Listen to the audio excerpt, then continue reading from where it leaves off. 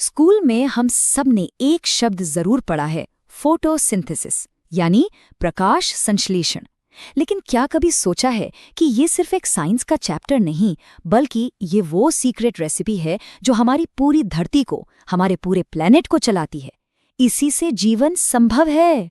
तो चलिए शुरुआत एक बहुत ही बेसिक लेकिन बहुत गहरे सवाल से करते हैं। इस धरती पर हर जीव को, चाहे वो एक छोटा सा कीड़ा हो या हम इंसान, आखिर हम सबको एनर्जी मिलती कहाँ से है? इसका जवाब छिपा है पेड़ पौधों के अंदर।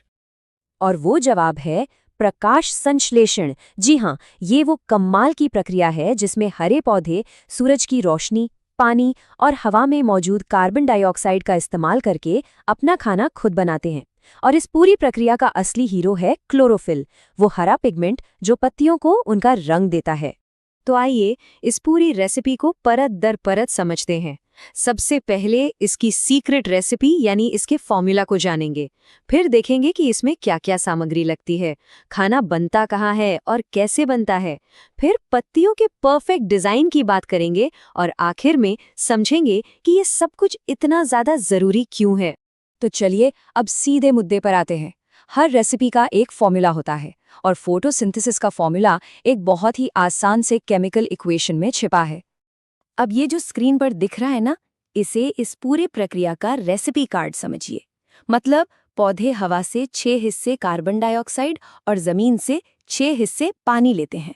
फिर सूरज की रोशनी की एनर्जी का इस्तेमाल करके इन दोनों को मिलाते हैं और नतीजा 1 हिस्सा ग्लूकोज जो पौधे का खाना है और 6 हिस्से ऑक्सीजन जो हमारे सांस लेने के काम आती है। कितना अद्भुत है ना? अब किसी भी रेसिपी के लिए सबसे जरूरी क्या होता है? सही इंग्रेडिएंट्स, है ना? फोटोसिंथेसिस के साथ भी बिल्कुल ऐसा ही है।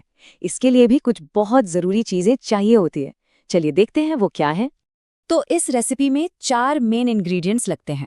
पहला, सूरज की रोशनी जो एनर्जी का सोर्स है। दूसरा, क्लोरोफिल जो इस रोशनी को पकड़ने का काम करता है। तीसरा, पानी जो पौधे अपनी जड़ों से खींचते हैं। और चौथा, कार्बन डाइऑक्साइड जिसे पत्तियां हवा से अपने अंदर खींचती हैं। स्टोमाटा नाम के हजारों छोटे छोटे छेदों के जरिए। अच्छा, तो हमारे पास सारे इंग्रेडिएंट्स तो आ गए, पर सवाल ये है कि ये खाना पकता कहाँ है? मतलब पौधे की रसोई कहाँ है और इसे पकाने का तरीका क्या है? इस प्रक्रिया की रसोई इतनी छोटी है, इतनी ज्यादा छोटी कि उसे देखने के लिए माइक्रोस्कोप चाहिए। ये रसोई होती है पत्तियों के सेल्स के अंदर, जिसे कहते हैं क्लोरोप्लास्ट। यही वो छोटी छोटी फैक्ट्री है जहां असल में सारा काम होता है। अब खाना बनाने का तरीका भी 2 स्टेप्स में बटा हुआ है। पहला स्टेप है लाइट रिएक्शन, मतलब इसे सीधे सीधे धूप चाहिए। इसमें पानी टूटता है और ऑक्सीजन गैस बनती है। दूसरा स्टेप है डार्क रिएक्शन। अब इसके नाम से धोखा मत खाइए। इसका मतलब ये नहीं कि ये अंधेरे में होता है। इसका मतलब बस ये है कि इसे सीधे धूप की जरूरत नहीं होती। ये पहले स्टेप से मिली एनर्जी का इस्तेमाल करके कार्बन डाइऑक्साइड से पौधे का खाना यानी ग्लूकोज बनाता है। कभी सोचा है कि पौधों की पत्तियां ऐसी ही क्यों होती हैं? चौड़ी, पतली, हरी। ये सब यूं ही नहीं है। इनका डिजाइन इस काम के लिए एकदम परफेक्ट है, एक आदर्श रसोई की तरह। देखिए, पत्तियां चौड़ी और पतली होती हैं ताकि ज्यादा से ज्यादा धूप की रोशनी को पकड़ सकें। उनमें क्लोरोफिल भी खूब भरा होता है ताकि वो उस रोशनी को अच्छी तरह से सोख सकें। और हवा से कार्बन डाइऑक्साइड अंदर लेने के लिए उनमें स्टोमाटा नाम के हजारों छोटे छोटे दरवाजे बने होते हैं। यह सच में कुदरत की इंजीनियरिंग का एक बेहतरीन नमूना है। तो रेसिपी देख ली, इंग्रेडिएंट समझ लिए और पकाने का तरीका भी जान लिया, लेकिन असल सवाल तो ये है कि इस सबका नतीजा क्या है और आखिर ये हम सबके लिए इतना जरूरी क्यों है? इसका महत्व 3 लेवल पर है। सबसे पहले हमारे पर्यावरण के लिए।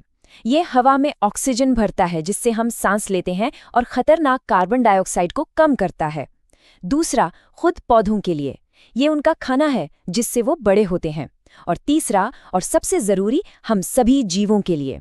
ये धरती के लगभग हर फूड चेन का बेस है। हम जो कुछ भी खाते हैं उसकी एनर्जी कहीं ना कहीं सूरज से ही आती है और पौधे उस एनर्जी को हम तक पहुंचाने का काम करते हैं।